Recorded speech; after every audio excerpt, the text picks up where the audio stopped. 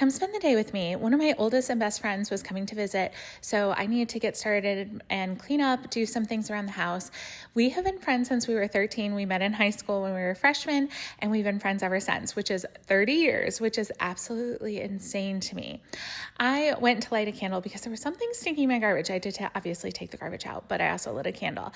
And something else that was stinky, unfortunately, was Cooper. He was a full-on Cheeto.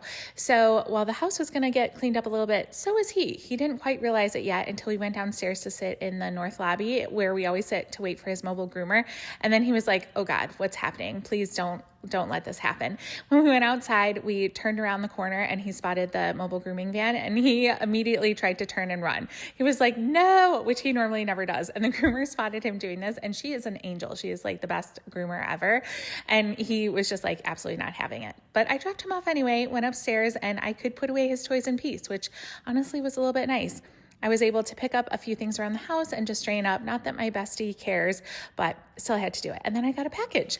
Apparently, Pura is having a sale, Christmas in July, and they have a code for 25% off. I don't get anything from this, but they sent this to me, and I want to share because I get asked all the time if I have a code for them. I don't. But that's a really great sale, so I thought I'd share in case anyone was interested.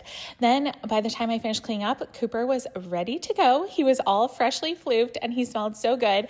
I tried to get him to do one of the new tricks I'm showing him, which is wave, and he was a little hyped and also demanding his post-grooming treat. So he tried to delay. He's like, I'm going to stretch, I'm going to yawn. He kind of did it. I was like, good enough for now. I mean, he's kind of like crazy after grooming. So that's going to have to do. And then I wanted to warm up some of my leftovers. Lunch, I had just a leftover hot dog and some leftover like stuffed potato things. So I put in my Ninja Crispy to re-crisp. And I also wanted to make a slushie.